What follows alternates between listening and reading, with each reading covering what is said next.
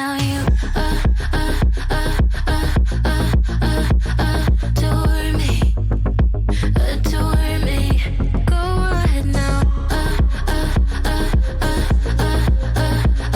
adore me, adore me.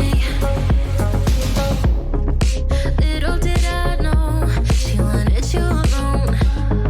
I thought she was over you, but I guess I was wrong. I came to the party, I laughed at the jokes she made. I wish that I hadn't, 'cause now the joke's on me. I didn't come here just so I could watch you make a mess. I didn't come here to ugly cry in my favorite dress. She thought she could tear us apart when she kissed your lips. Oh, what a plot twist. 'Cause now you adore me, adore me. Go ahead now, adore me, adore me. Oh, so cruel.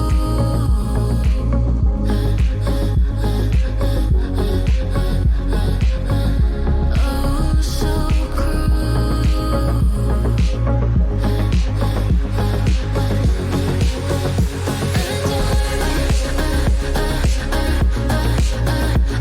Adore me, adore me. Go ahead now, adore me, adore me, adore me.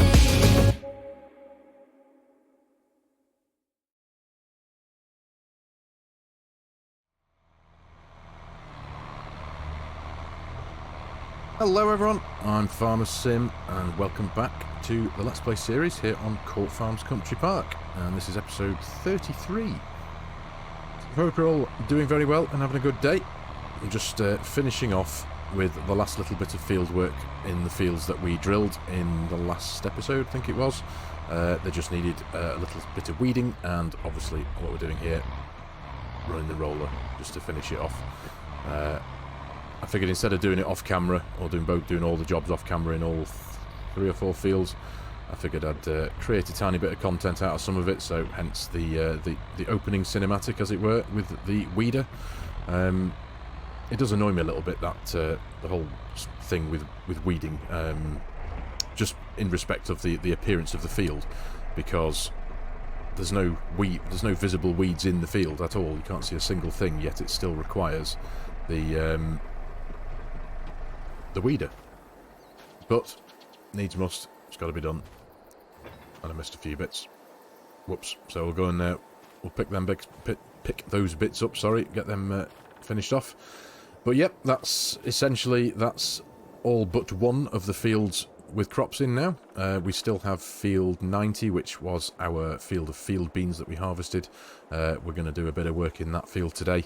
What I think I'm going to do, because that is our newest field purchase and we've not run a great deal of tillage in that field, so I think what I'm going to do is run the cultivator. I was thinking about running the plough, just for the sake of giving the soil a good turning over, but I think I will, for the sake of it, I'll just run the cultivator, and once we've ran the cultivator in that field, I'm then going to use our backlog of slurry, and I'm going to give the soil a good dose of nutrition before we do everything else and get it drilled again, and then obviously limed and fertilised. So that's the idea going forward anyway for today's episode. So I think what I shall do, I shall just very quickly run this thing back round here again, very quickly, just picking up the few spots that have been missed, and then I shall pick you all back up in a matter of moments when we're somewhere within the farmyard and getting things set up to go run the cultivator. So come on, unfold. There we go. So yeah, I'll see you all in a matter of moments. Right, okay. We want the cultivator, don't we? So, eeny, meeny, miny, fent, I think we'll have today. The big horse. This is the only real thing we have on the farm that's suitable enough to run that big cultivator. So, oh, there was one thing I wanted to bring up actually. If any of you are interested, I know I mentioned an episode or so ago that I was considering having a bit of a revamp of the auto drive network around here. So, just very quickly, I'll bring it up because it did. It took quite a while. It took a bit of thinking, to be honest. So let me just jump into the construction menu. There we go.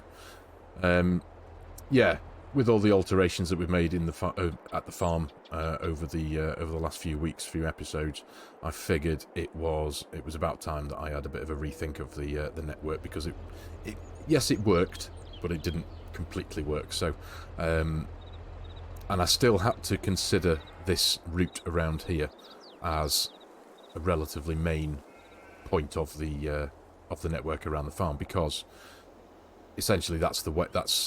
It's not the only way out now. That was the only way out, essentially, regardless of where we were coming from. Whether you came from this end or down this end, I had direction. For example, if you came from down here, from any of the fields down here, the vehicle would come up here, and then it would turn around and then want to have to go back out there, which I know it didn't necessarily make sense. It was just the way my mind worked with it when I'd first created it, because I had essentially like an in and out from here. But now there is the blue line here. For those of you who aren't familiar with auto drive, that is a two-way lane, so the vehicles can travel back and to along that blue line. So that is now the main way in and out of the farm is around here. And the reason why the lane is in yellow, that is what's considered a side road in auto drive. So it will only plot a route down a side road if it has to go down there. So, if you know what I mean. So, if I send a vehicle from down here, for example, down to the dealership, it should, he says, plot the route down this blue line first. So yeah, that's so it's essentially it's a bit neater and tidier. It's a bit less complex. I now only have one fill point at the silo. I did at one point, because of the complexity of it, the vehicles could fill up at either side of, or tip, sorry, at either side of the silo, depending on which way they were coming from, and that would be down to me to determine which side of the silo it was going to tip on, depending on where it was working. But now we have this node here, even though it doesn't bring up the labels when we're in construction menu here. This is the tip point here for our farm silo. Yep. And it's now, there was 2 lanes down here, it's now just 1, because the trigger point for the slurry tank here is actually quite wide. So, and it takes up essentially all this whole space, so I can send via auto drive the slurry tanker to here. It will get to this node and it will fill up, even though it's several meters away from the tank. I'd like it very much to be, it would have been great if it was as realistic as having to come right up to the slurry tanker here to fill up, but and I did try that approach with the first iteration of the auto drive network, but when I found running it got to about here, even though it was meant to come all the way down here, turn around, and then get to here and fill up. It got to here on the other route and was filling up automatically. So yeah. But anyway, obviously I appreciate auto drive is it's not everyone's cup of tea. Not everybody uses it. Obviously I appreciate that console players, if any of you are watching, you guys unfortunately don't have access to auto drive. But those of you who are PC players and who do use auto drive, hopefully in the next week or so, possibly next week if I can get it done, I am going to be starting a tutorial series with auto drive. I've just done a relatively short one for Courseplay. I think it was 3 episodes. I'm now going to have a go at a similar thing with auto drive, and then finishing off with a combination of the two, auto drive and Courseplay, hopefully working in harmony together. So anyway, right, enough of that, sorry, forgive me. Let's get rid of that. And now we want to hook up the cultivator and get cracking down in field 90. So let's hook this thing up. As I said before, I was toying with the idea of running the plough in that field, just as it's our, you know, I don't think when it's been under our ownership, we've never ploughed it. We did actually plough that field. It was one of our first contracts, I think it was. Oh right, yeah, I've got to lift it up. Yeah, it was one of our first contracts when the field was actually split in 2, and we did a ploughing contract there. So technically the land has been ploughed at some point, but that was in game time. That was a couple of years ago now, I think. So, right, anyway, let's get ourselves down there. Let's get the first bit of work done in that field. Obviously all the other fields now, the one to our left and our far left over there, and this one down here, and the bottom field 59 are all beautifully drilled, weeded, rolled, fertilised and limed. So that'll be them now till harvest time. Right, so let's unfold this thing. There we go. I think I may well do another bit of a cinematic here, bit of a montage, just because there's a decent amount of time involved in running this machine in here. So, yep, I think we'll do that, and I shall see you all very soon.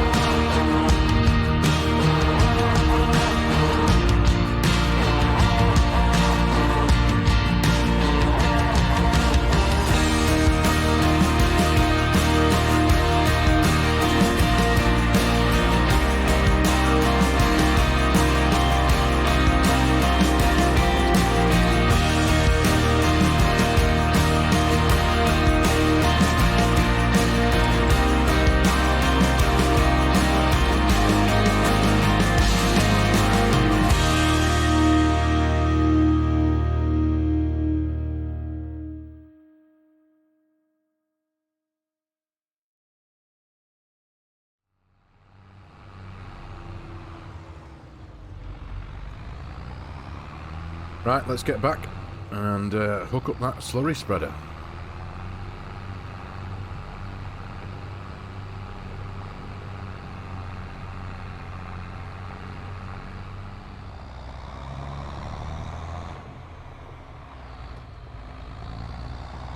Righto, got the slurry tank hooked up. Now what I'm going to do, I'm not going to bombard you with more cinematics at the minute. I've already done a couple of them today, haven't I? So what I think I'm going to do is I am going to combine the might that is auto drive and course play, so that course play will obviously run the field with the slurry tanker, and when it runs out, auto drive will take over. And let's just bring up the heads up display. Yeah, auto drive will take over and send itself via the auto drive network back to the slurry tank, to fill up, come back to the field and pick up where it left off. So I'll give you a essentially a bit of if any of you care about this kind of thing, I'll give you a bit of a rundown in how to do that. So, first of all, we need to create the courseplay course, which we haven't got for this particular slurry tank here on this field. So, let's jump into the workers menu. We create a job. There we go. Courseplay has recognised the boundary of the field. So, let's open the course generator. Now, work width 8.4 meters. What we firstly need to do is check that that is correct. So we go into our garage, we go to our slurry tanker. Now, where are we there? Where's the 8.5 meters? So there's always a discrepancy, or there can quite regularly be a discrepancy. The base game says it's 8.5, but Courseplay is recognizing it as 8.4. So we're sticking with 8.4 because it's the narrower of the two measurements. If we go with the larger one, and it is technically 8.4, it will miss that 0.1 of a meter off the Courseplay course. So, back into Courseplay, create the job. Yep, course generator, 8.4 meters. We'll give it 3 headlands because it will give it a bit more space to turn around. Start work on the headlands. Yep, no, in fact, we'll start work on the field center. Rows to skip, blah, blah, blah, blah, blah. Yeah, that's... tickety-boo. I think we'll increase that field margins because that brings the width of the field out a little bit more, so it stands less of a chance of missing the edges of the field. We generate fieldwork course. There we go. Excellent. There's the Courseplay course there. Right, so now what I'm going to do is save the course in field 90. What's this called? It's high-spec slurry spreader, isn't it? So we call it a high-spec slurry spreader. Nope, that's not how you spell spreader. Neither is that. Come on, fat fingers. High-spec slurry spreader. There we go. Okay. We're going to start at the first waypoint, but now we're going to set auto drive into the equation as well.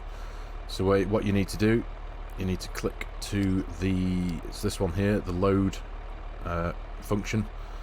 So this is field 90. So in the destination box here, we go to the fields, we click on field, where are we? Where's field 90? Oh, am I being blind here? It's there. Has it been moved into the wrong folder somehow? Where's it gone? This is no good, is it? Oh, goodness me. Now I've put them in the wrong one, haven't I? Field 90. Forgive me, that was my mistake. Right, field 90.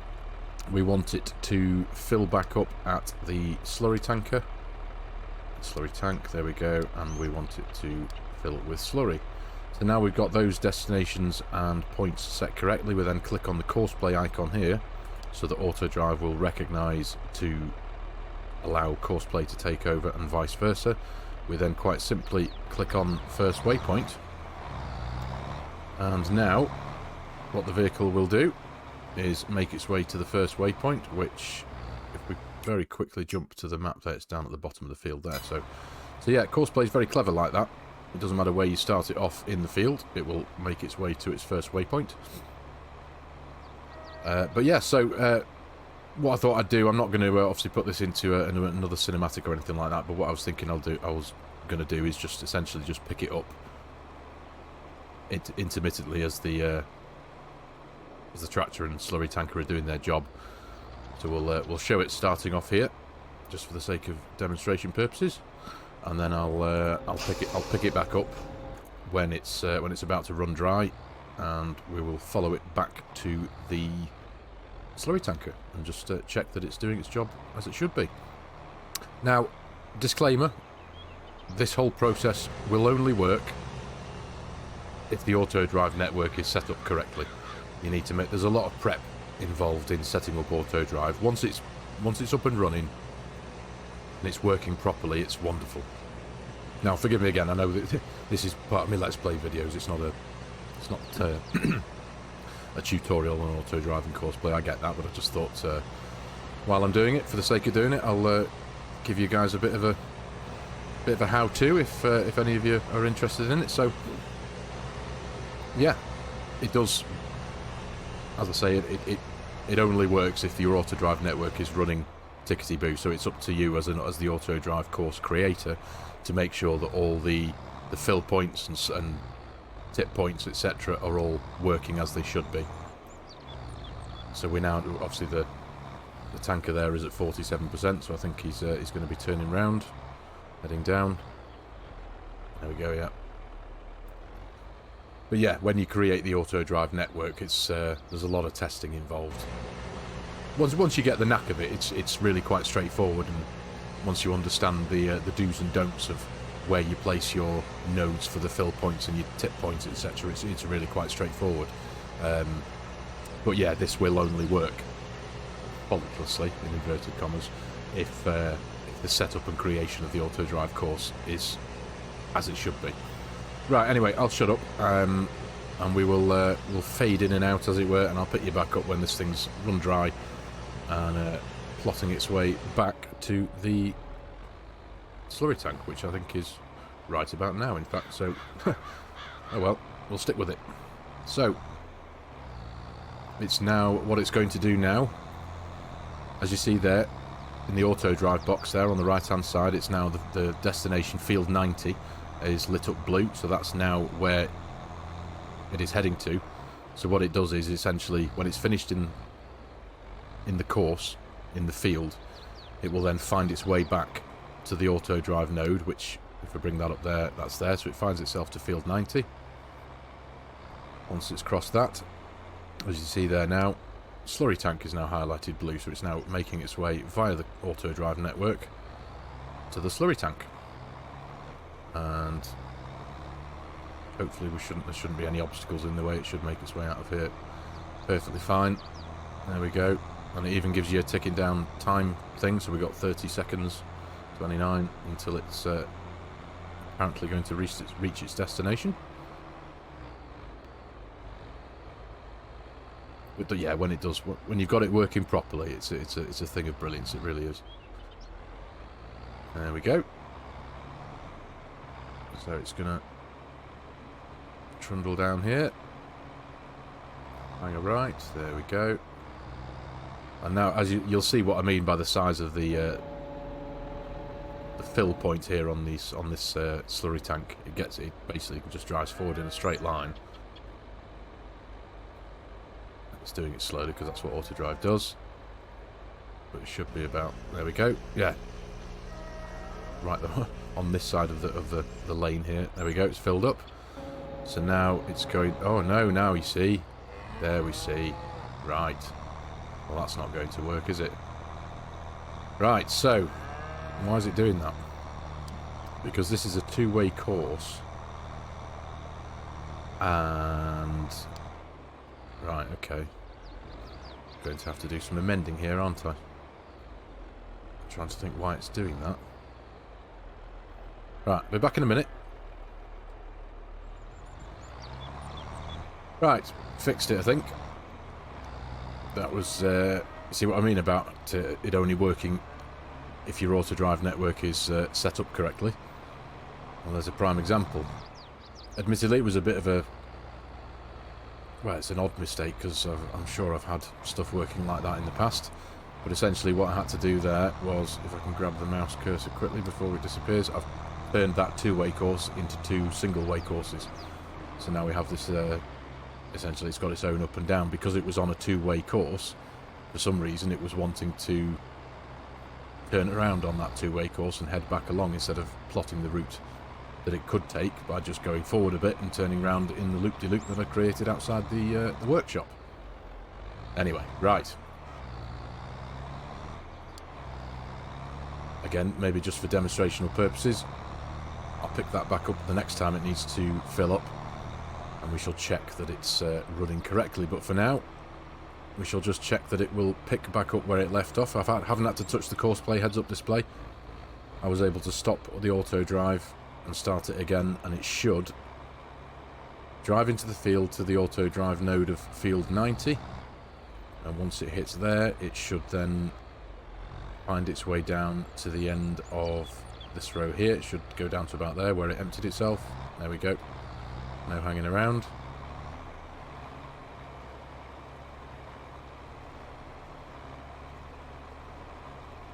Looks like it's heading in the right direction. It seems to know what it's doing.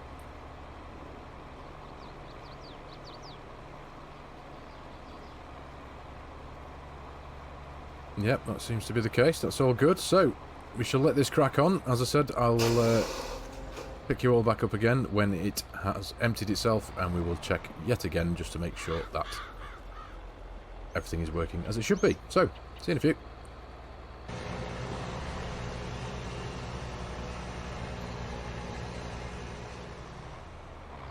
Right, back again, as before.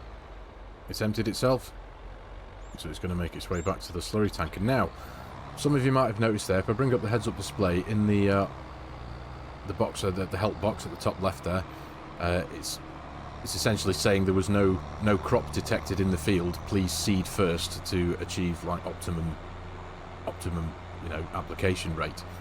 But as I was, if any of you remember from one of the previous episodes, I was getting myself a bit befuddled because I was hoping that this was going to essentially turn the nitrogen map in the precision farming menu green as we were applying it, but it wasn't. It was only applying it to a certain application rate, and it was only applying a kind of orangey yellowy colour, which wasn't essentially what I was thinking it was going to do. Here we go again.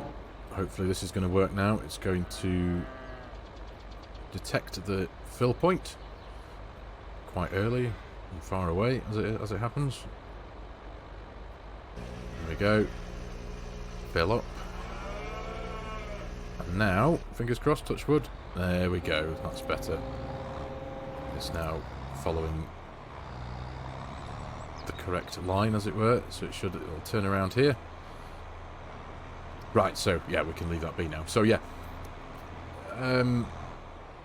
Because it wasn't applying the numbers that I thought it was, and that's where I was getting a bit confused. As I say, it was one of you wonderful people, I think it was it Michael Murray 888, I think, who gave me some advice that slurry is essentially used for the soil and not for the crops that are in the soil, in the ground. So, with that in mind, that's why I'm doing this now before any seed is in the ground, as opposed to doing it when seed is in the ground. So if I jump into the precision farming menu, there we are. As you'll see there, this is where we've been in the field already, and it's now a lovely green colour, which is what I was hoping it's going to do. It's going to use up a lot more of the nitrogen, hence why the tank is emptying much quicker. A lot more of the slurry, sorry. But, and this is where I'm hoping that we've got enough. We shall see. I can always finish off with a bit of solid fertiliser if need be, or I could maybe try the same trick with the manure, couldn't I? We've got a heap of that, as it were. But yeah, as you'll see, when it gets into the field, you'll see in the top left there, it's got no value detected at the minute. But as soon as there you go, no crop detected. Seed first to see fertilising recommendation. But even doing that, it wouldn't apply what I would hope to be a decent amount of slurry. It would only put down a certain amount. So doing it this way, if we bring up there you go, in the mapped PDA there, it's putting it down nice and green. So, in my mind, that seems to be the right way to do it. Am I correct with that, viewers? Is that doing it right with slurry, as it were? Well, it's certainly saving money in expensive fertiliser, that's for sure. But yeah, that seems to be doing what I want it to do. Fertilising the field, putting a really nice coat of nitrogen into the soil, bringing the map nice and green. It's not cost us a penny, because it's just what the cows produce. So yeah, that seems about right, doesn't it? Let me know in the comments though, please. I'd very much like to hear. Obviously, no doubt all of you probably know a lot more than I do. I'm very interested to know if this is an acceptable way of doing things. So we're going to let this crack on and get the job finished, hopefully. As I say, I'm hoping there should be enough slurry in that tank. If we have a quick look now, where are we? Our animal menu, we have 149,509 litres of slurry. So it is one of our bigger fields, I appreciate that. But hopefully we might use it all up, perhaps, in this field, which will be absolutely fine. So, right, I'll pick you all back up when the job's done.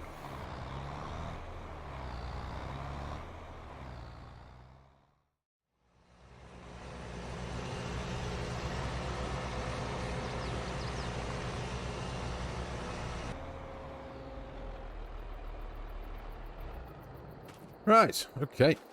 Hello again, everyone. So, that was a little bit of a palaver. What I've actually ran into is a little bit of a bug regarding my slurry containers. I'll show you that in a second. But essentially what I've done, obviously as you know from the previous clip that I was making, I've disabled the automatic application rate and I've manually cranked up the application rate to about 200 kilograms per hectare, I think it is, or something like that, or whatever measurement it is. And essentially, if we jump into the precision farming menu now, this is the field 90. It is beautifully green, so the nitrogen level is nice and high in the soil. Now, I think I'm correct in saying that the game doesn't penalise you for having too much nitrogen in the soil when it comes to yield amounts, does it? 210 kilograms a hectare there, it says on in the bottom right. But what has happened is, if let's just have a quick jump back over to the farm. Where are we? Which one is it? Be that one there, won't it? Slurry tank. Yeah, okay. So, as you can see, the slurry tank is completely empty. Now, and I established that because when the Renault came here to fill up, it got to about 50-odd% full and stopped because it was waiting to... It'll do that because it didn't get to 100% full. So according to auto drive and me telling it to fill up, this is empty. But if we go into the animal menu, we have got, as you see there, we've got 70, and it's just actually just gone up because a few minutes ago it was 70,000. So we've got 71,342 litres of slurry left. But not in there we haven't. I don't quite understand what's gone on. I'm assuming it's got something to do with the addition of this thing, but there is no fill point around here. This is, as far as I'm concerned, this is just an extension tank, so you can't interact with this thing whatsoever. But somewhere down the line, through the process of it all, I've kind of I've locked in 70,000 litres of slurry that I can't get access to, so I can't fill up from here anymore until it goes north of that 70,000. So I'm not too sure what to do with that, essentially. So what I did was I ran the manure spreader. I did the same thing with this manure spreader, essentially. I deactivated the automatic application rate. I manually cranked up the application rate to the same thing, about 195 to 200 kilograms per hectare. Ran round the rest of the field. This one down here, excuse me, I've got super speed on just so we can move around a bit quicker. Yeah, ran around the rest of the field and topped up the nitrogen level with that. And then using what was left in this thing, I then ran it round again, just so that it essentially painted down the same colour. So the field now looks uniform and completely covered in slurry, essentially, so it just looks right. But yeah, that discrepancy with the slurry tankers has got me a bit confused again. That seems to happen quite regularly here, doesn't it? FARMERSIM gets a bit befuddled. But I think you'll agree, we've done a reasonable job. We've used up pretty much all of our slurry. Well, we have used up all of our available slurry, and put it to good use. So we've got a completely topped up field now. So essentially, what's left for me to do here is run the lime spreader, get the pH level back up to where it should be, and then I can essentially drill the rye and get the seed into the ground, and then that's essentially job done. And the yield should be exactly as it should be. Perfect, shouldn't it? The highest it'll be able to get, because the game doesn't penalise you for having too much nitrogen, thankfully. I believe I'm right in saying that, aren't I, viewers? Again, please correct me if I'm wrong, but I'm almost certain that's the case. Anyway, right, okay. So I think based on what I believe the length of this episode is going to be, I'm going to knock it in the head here, and the episode 34 will continue pretty much from where we've left off here. Essentially, I'll get everything tidied up over into the yard, and next episode we'll get some seed into the ground in here, get it limed, and potentially make a start on the cutting of the grass. This will be the second cut. So I need to be mindful of the bale count that we get out of this second cut, because yeah, just intrigued to see what we get from it yield wise. Right, so thank you very much for watching, everybody. I really appreciate your time watching my video. I do hope you've enjoyed it and found it even the remotest, slightest bit of fun and a bit interesting. As always, if you're new to my channel and you like my content, you like the way I'm doing things, please consider hitting that subscribe button and joining the channel. Hitting that like button if you have liked the video, of course. And as always, if any of you have got any of your wonderfully helpful suggestions, please hit me up in the comments section below. And as always, there will be a host of links in the video description below for all of the game's various DLCs, add-on packs, season passes, and for the full game itself, with my promo code attached. If any of you are in the mindset of that you fancy helping out a content creator with that in that respect, I would be hugely appreciative. So thanks again, everyone, and I shall see you in episode 34.